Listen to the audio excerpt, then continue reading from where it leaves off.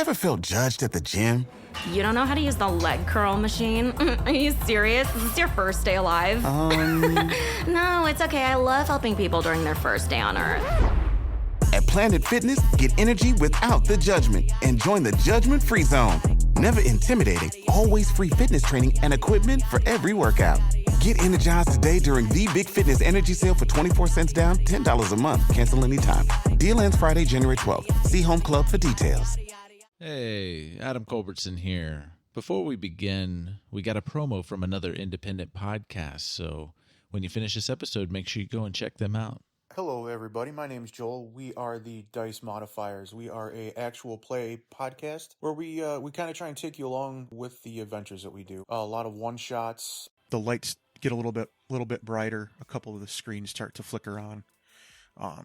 It's haunted. It's haunted. Hey, friend, can you be quiet for a second? We're trying to find our ship. Excuse me. My father, Frederick, sent me here Frederick. to man the ship, and he was going to assign me a crew.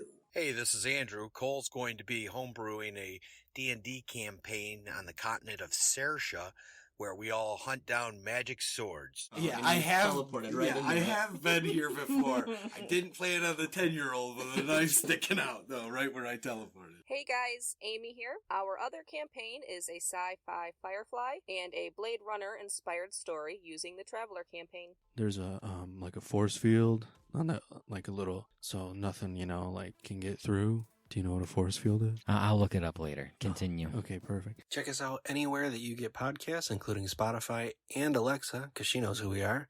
And we hope to have you join our table soon. Ever felt judged at the gym? You don't know how to use the leg curl machine? Are you serious? Is this your first day alive? No, it's okay. I love helping people during their first day on Earth. At Planet Fitness, get energy without the judgment and join the judgment-free zone. Never intimidating, always free fitness training and equipment for every workout. Get energized today during the Big Fitness Energy Sale for 24 cents down, $10 a month. Cancel anytime.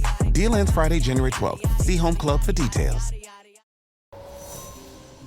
Steal your mind for eldritch horrors of the universe unknown. For what is to follow is a tale of intrigue, mystery, and madness.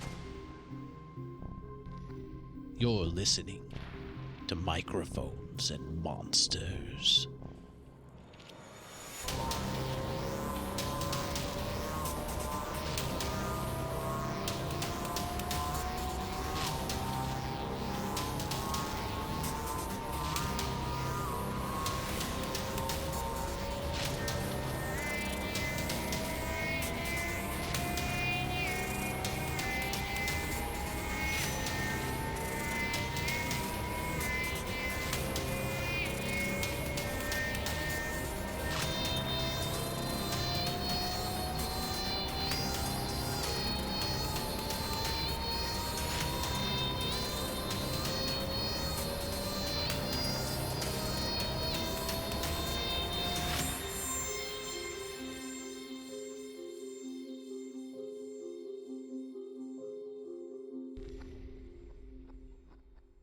We just defeated the Pallid Mask, and we did that off camera. This is the next several sessions are just going to be wrap up and morons about what happened. Mm-hmm. What happened off screen. Oh man, y'all should have heard it. It was amazing. But no, y'all decided to take a long rest to get just recoup after your day. But y'all leveled up. Woohoo! We did, and we took a long rest as players. Yeah. Yes. Some would say too long. Yeah. Well, so who wants to go first on explaining what they got for their level up? And this is level 9. Level 9. Level 9. Level 9. I can go first. Level 9. And I don't think I ever go first. I'll go first on this one. I am a level 9 monk, therefore I have 9 key points. Very important. Yeah. I also my proficiency bonus went up 1, which across the board had a very large effect. So I've got a higher, hit chance. I've got higher other skills. It's nice. I rolled and got in another 3 HP. So my base HP is now 51, which is 3 higher than it was at 48. Very exciting. Yep, still the lowest. But in addition to the base level up, my wraps also leveled up with me. The tattered wrappings that surround Victor and make him constantly slightly uncomfortable. The wraps, in addition to continuing to be, a weapon and protection, they now add +2 to my AC. So I have a total AC of 18 now instead of 17 because it was giving me +1 before. And the wraps have not only learned to, help me. I don't know exactly how AC is supposed to work, but instead of just protecting me, it also gives me a little buff. So after a short rest, I gain 15 temporary HP. So now my max HP at any given time is 66 instead of the 51. You have finally passed one of the spellcasters in terms of hit points temporarily. So I mean, I can, I have those and they'll go away, but I can't get those back unless I get a rest. So fair compromise. I'll take it. I will take it. And I also got that fancy Dow sword the belt sword that transforms into a belt. So that thing, similar sort of hit to the butterfly sword. I get a D6 +5 on it, but I also it does 1d6 poison damage as well. So that's pretty sweet. And that about wraps it up for me. Not so how's the sponsorship going? What? Because you have 9 key points. What? 9 key points. I don't know what you're talking about. I don't get it. Nike. Oh, okay. Oh, I didn't get it because it was a really bad joke. Okay. Yeah, that's why I said it. Yeah, I'm clever like that. Okay. But I will point out that the belt, I mean, it's not a belt, it's a chain, and the dude was just using it as a belt. The assassin was just using it as a belt. A quick question. What if I were to hit someone while it was a chain? Just like I swing it around and hit them like it's just a chain. How much damage does that do? Okay. I didn't know if maybe it would like do something else fun. I would think it would if you had like improvised weapon like proficiency, like you'd get some stuff, but it would be not that much. You wouldn't get much from it. Cool. Like you could use it, you just won't get that much. Yeah. All right, and yeah, that wraps it up for Victor. It wraps it up? Yes. Yeah. It wraps it up. That's what I said. See, that's how you do it. Mm-hmm. That's how you do it. All right, who's next? I will go next. So I got some hit points, as per usual. Currently sitting at a total of 55. I did get a bunch of spell stuff, so I can do level 3 spells, so that's nice, finally. What I took, however, I kind of went for the more Healy approach. So you've got the level 1, level 2s, which you can cast as level 3 spells. I also have Gaseous Form, which comes as an artificer. So I can either transform a willing creature along with everything that it's carrying into a misty cloud, and basically you have a flying speed of 10. You can occupy space with another creature. You are resistant to non-magical damage, and you have advantage on strength, dexterity, and constitution saving throws. Ooh. You can also move through narrow gaps and even mere cracks as though you were liquid through solid surfaces. Fancy. However, target cannot talk or manipulate objects, or any objects it was carrying or holding cannot be dropped, used, or otherwise interacted with. Okay. It's a very strange spell. I like it. That's why I took it. It was strange. Yeah. So can it do attacks? Doesn't say you can't cast spells. Okay. So, I also have Mass Healing Word. Everyone's going to be happy about that. What does that do? Mass Healing Word is up to 6 creatures of choice that you can see within range regain hit points of 1d4 plus your spellcasting Nice. stat. So, Mass Heal. There we go. I figured it was something like that, but I didn't know the details. And then, very important, I have Revivify, which is basically you touch a creature that has died within the last minute, the creature returns to life with 1 hit point. Mm-hmm. Cool. In case we come across a Victor scenario. Or a Victor. In case we come across a Victor. Yeah. Victor. I also took an extra 2nd level spell called Enhance Ability, which basically adds, depends on what I do it. If it's bear, bull, cat, eagle, fox, owl, basically affects your attribute. And it can give you a couple other things too. So obviously the best one's cat, right? You have advantage on dexterity checks. Seems all right. You also don't take any damage from falling 20 feet or less. Yeah, even better. I don't know. Fox is cunning. You have advantage on intelligence checks, and I really feel like that's where it's at. I don't know. Well, my dexterity, I bet you'll that feel would a little differently when a fireball's coming at you. Yeah. with my dexterity, that having advantage on a dexterity check would probably make me guaranteed to pass it. I rolled to outsmart the fireball and give it a riddle it cannot solve. What does it feel like to be cool? And unfortunately, the fireball is so stupid it doesn't even realize and just goes on anyway. Doesn't realize it's a riddle.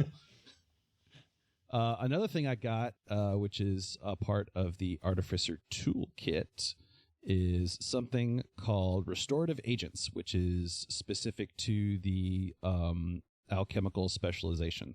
So, whenever a creature drinks the experimental elixirs, which I sometimes remember to create, the creature gains temporary hit points of 2d6 plus 5. I can also cast Lesser Restoration without expending a spell slot and without preparing the spell, provided I use alchemical supplies as the spell casting focus. I can do this a number of times equal to my intelligence modifier, minimum once, and you regain all expenditures when you finish a long rest. So that is why I have Enhance Ability and not Lesser Restoration anymore. Mm-hmm. Cool. That one was more complicated, and I didn't catch most of it. So as long as I remember, we'll exactly. Be fine. Yeah. Speaking of remembering, I can also run up walls now. I forgot to mention that. Yay! I can run up walls. You can run on water and up walls. Yeah. At my so as long as I don't stop within my movement speed of that movement, then I'm cool. What if the wall was wet? You can run on water and up walls. Yeah, exactly. Yep.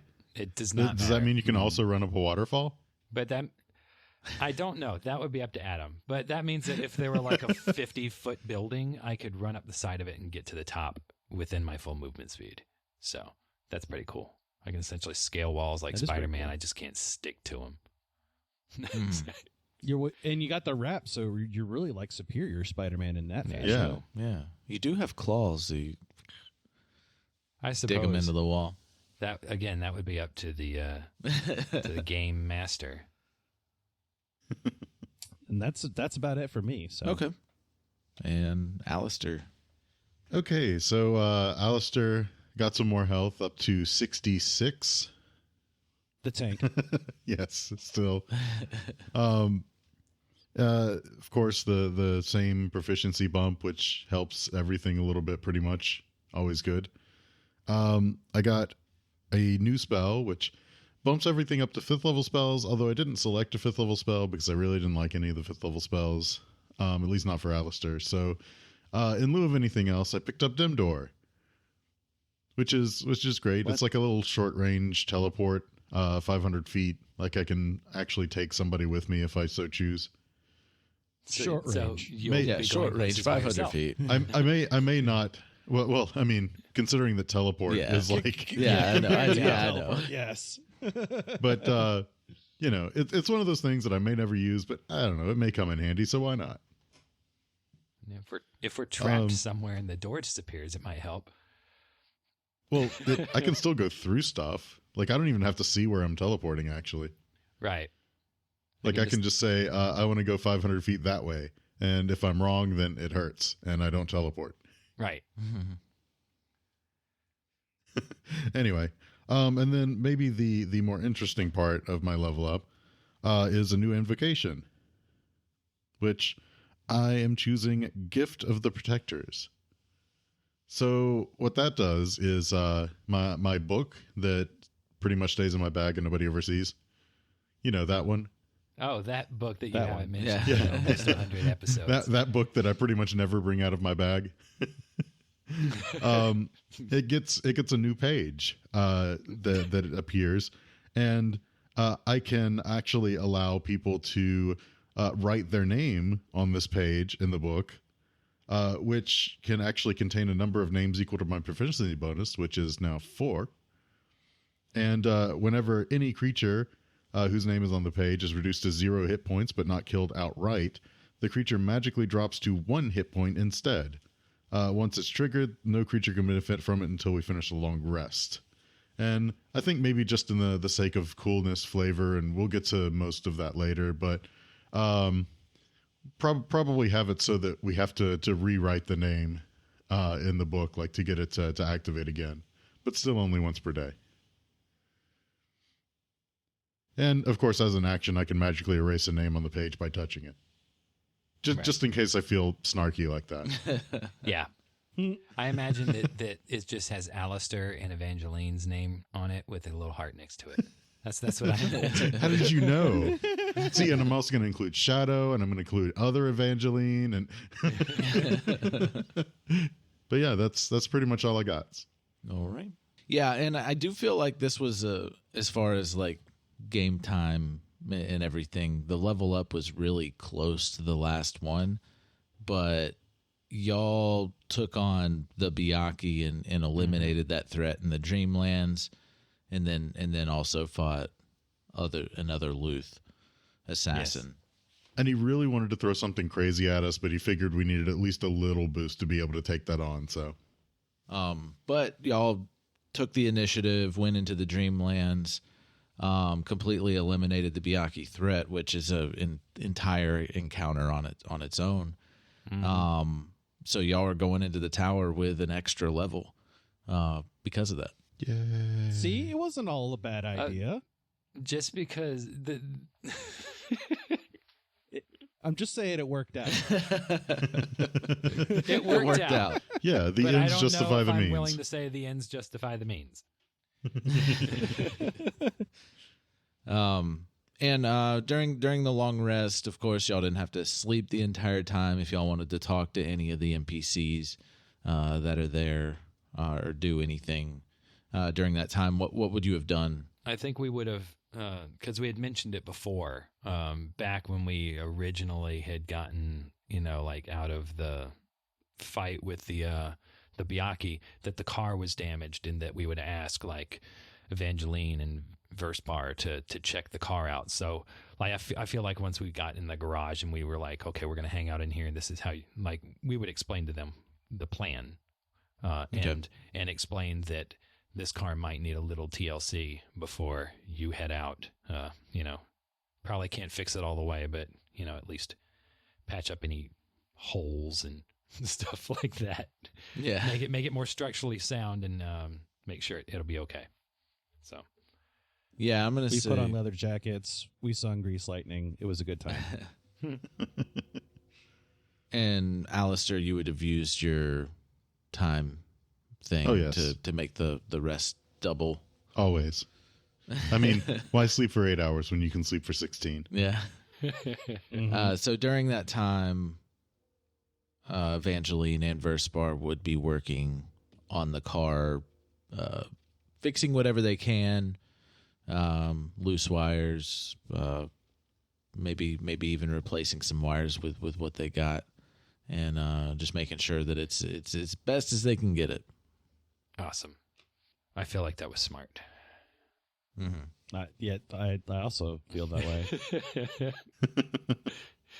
It'd be like handing them like we take him to a garage and we're like, this is your getaway vehicle, and it looks like the car from the beginning of the Beverly Hillbillies, like a rocket chair on top. Gimbal sitting in the rocking chair holding Brackett's head,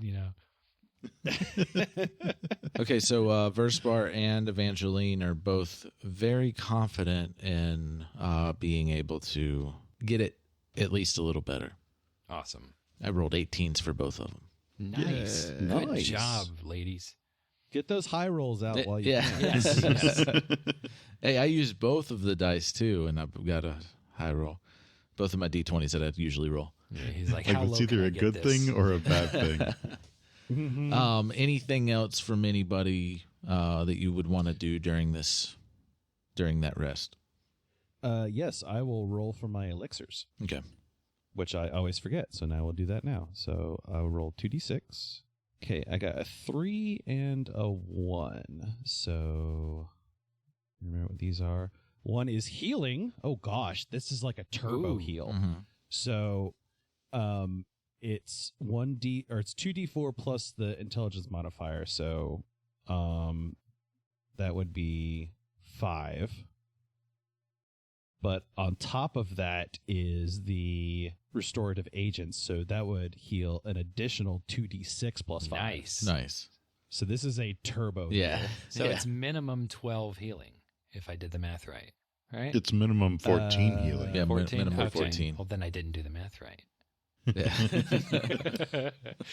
And then the other one is resilience, so again +1 AC for 10 minutes. Oh, not bad.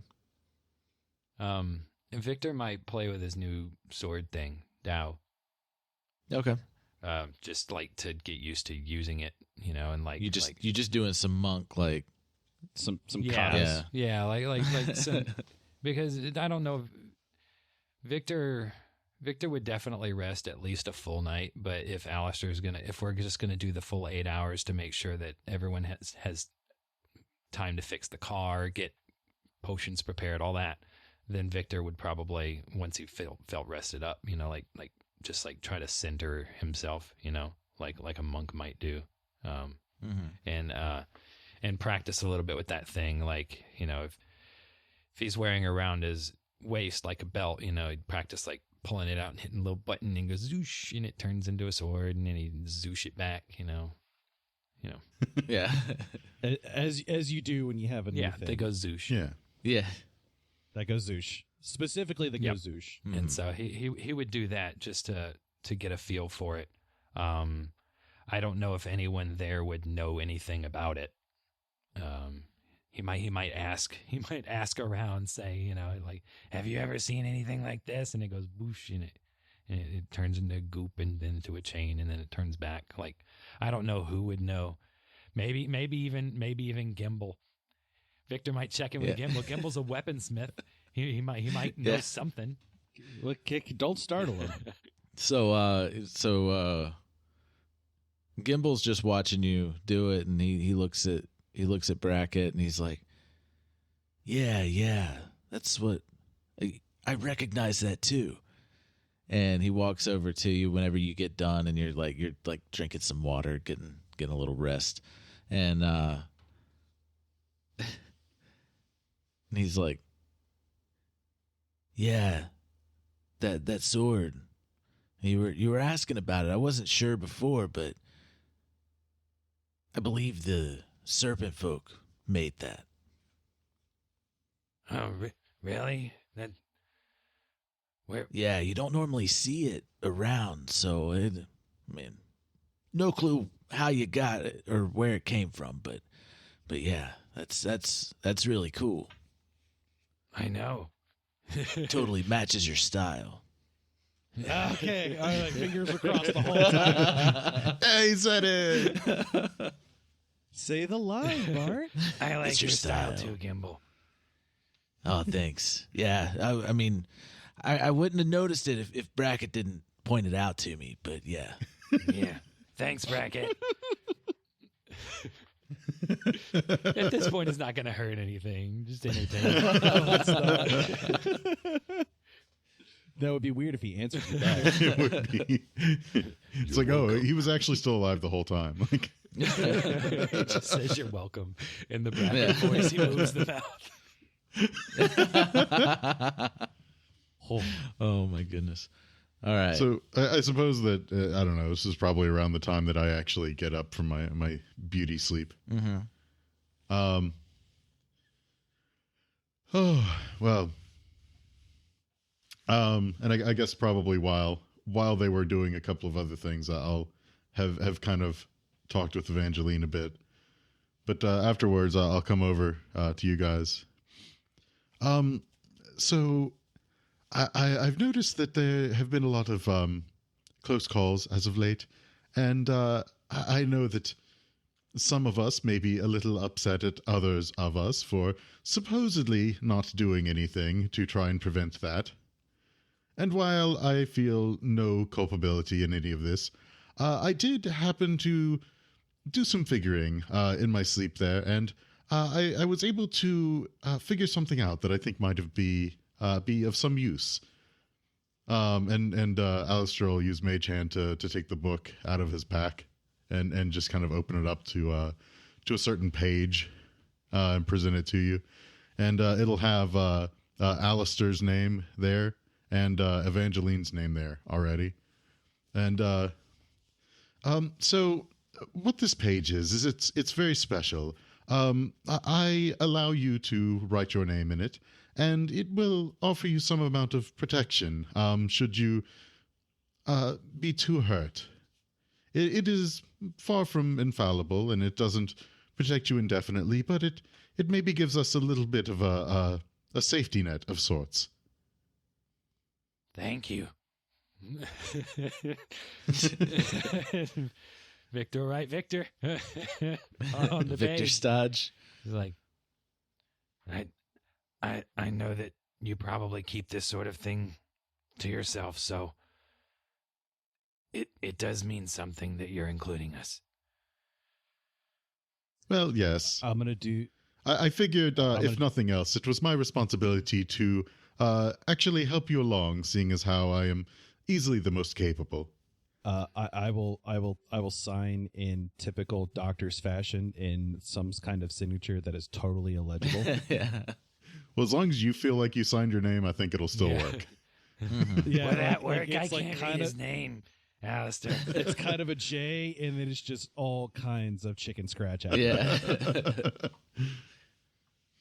All right. Very well, then. So perhaps that shall come in handy in the near future.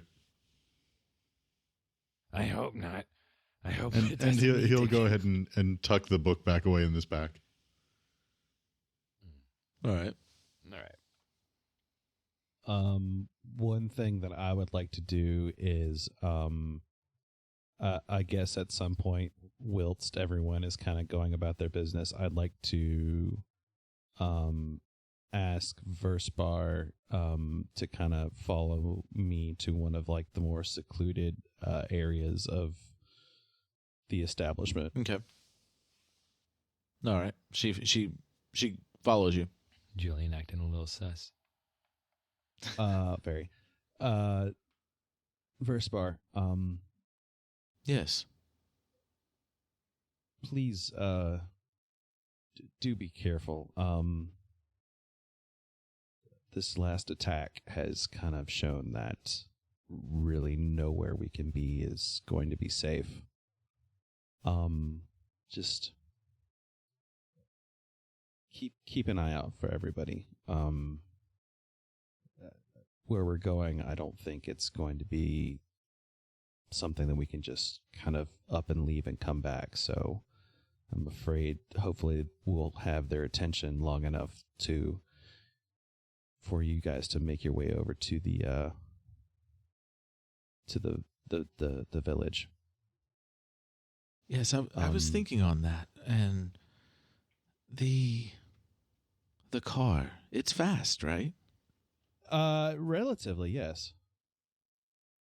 I believe the most important thing is you three getting to the tower and defeating the Pallid Mask.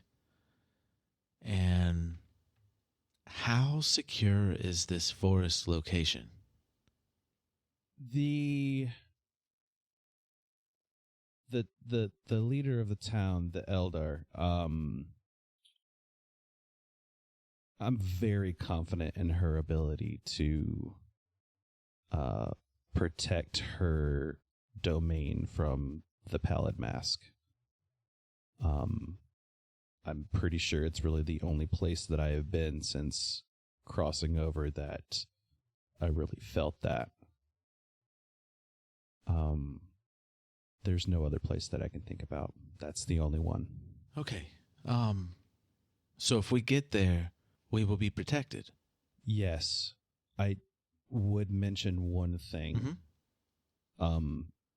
The town is very peculiar. When we first arrived, everyone was very happy and peaceful and joyous. There's something more to it.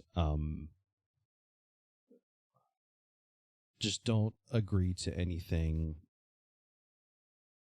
Don't agree to anything you can't back out of. Okay. So I had an idea. Hmm? The streets are filling up with all those creatures. What if we provided a distraction away from the tower so you could get there? I have a feeling that things are reaching a state in this town that we might not be able to recover from. If the streets are filling up until this point, the streets have been dead since the Pallid Mask minions had captured everybody and put them in the tower. I mean, first off, I would have to talk with Victor and Aleister. I can't, in good conscience, put you guys in danger. Well, me and Evangeline had talked about it, and we were able to reinforce the car enough to where it will not break down immediately, but hopefully we won't get hit, and we can lead these things out of the town. My only concern is if we get to the woods and they do follow us that far, that we won't be just running and hiding for our lives in the forest. That's a good point. But if there's a town in there and this, what you said, Elder, in the city is powerful enough to stop them, then maybe that plan will work better. Let's talk to Aleister and Victor. I want at least everyone to agree on this before we do this, because there is a significant risk to everyone involved. Well, so ultimately, the biggest risk is you three. The faster you get there, the better chance you have to live. All of this can be over, hopefully. But yeah, let's talk with the others. Yeah. There is one more thing I need. Yes. I need a portion of your blood. Okay. Might I ask why? Some of the newest alchemical research and procedures that I've been doing and working with, for whatever reason, I found that, at least in this world, I don't know if it's something in the world I came from, but whatever reason, blood is a potent alchemical reagent. I think it's going to enhance some of the newer designs that I have, but it does require blood, and my own does not have the same effect anymore. Okay. Do you have a syringe? Yeah. Yes. I'll go and get into my my doctor's kit, and I'll set up a way to basically draw blood into a bag. Okay. Yeah, you're able to. She's willing to help you. Okay. All right. And that happens. And then, yep. And I'll, grab, I don't know how much blood. Do you think I could, draw I guess maybe like a pint or so? Maybe a little more? Yeah. That'll be fine. Okay. They come in pints? I'm getting one. Yeah, so you have a pint of Verspar's blood now. Cool. All right. Then yeah, after, I go ahead and, clean the wound and put a little, smiley face sticker on it and everything. Smiley face sticker. It has to be a smiley face sticker. Yes. Okay. Or a bandage. That was like sticker. I mean, to be fair, a Band-Aid is a sticker. Okay. It's a human sticker. But yeah, and it's a human sticker. Then I'll, walk back over to Victor and Aleister, and then, we can talk about the what the distraction is. Okay. Diversion, whatever.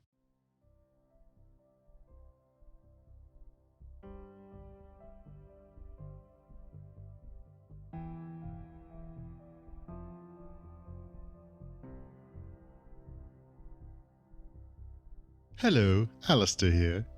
This is an interesting episode. There's a lot of 9s involved all the way around. It's episode 99. We leveled to level 9, and a cat has 9 lives.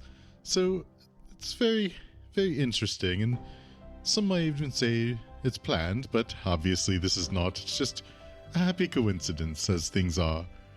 As I'm sure we are all aware, the most important thing from this episode is the new ability that I've gained.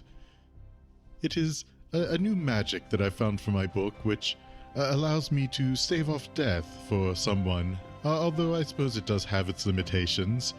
For example, if someone were to be hit by, a death spell of some sort, I don't believe that it would really work. I think it only really works in cases of outright damage. Magics that just kind of skip over the whole thing and kill you outright are a little different. And I'm certain that there probably is no saving from that. But this will thankfully allow me to keep those two alive a little longer. Somebody had to be the actually protector of the group. Somebody had to step up and actually do something, because they were definitely in risky situations far too much as of late. But of course I had to protect myself and at least the Evangeline that is here before I did anything else. That's really the most important things right there. I mean, really, like, what can the other two do that's really anything near as good as this? Really, I just need them so that they can keep me from being hit myself.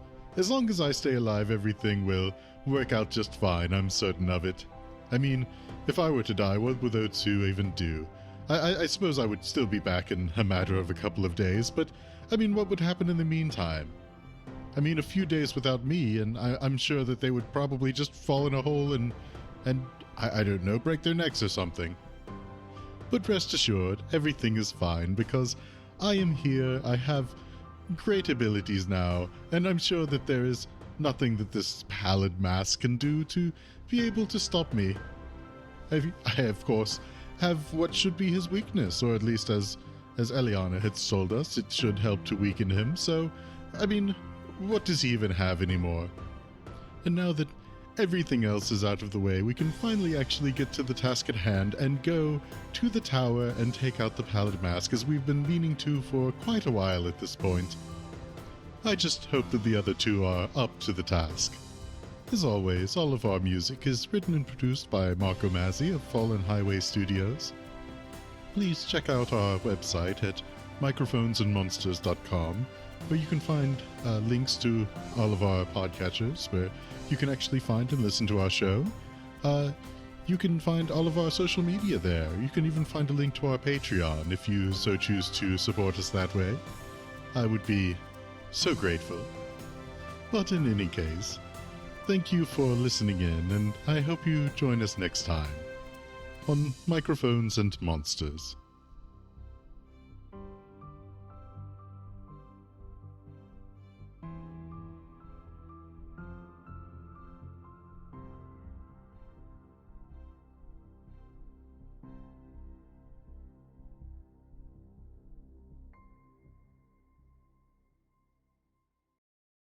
Ever felt judged at the gym?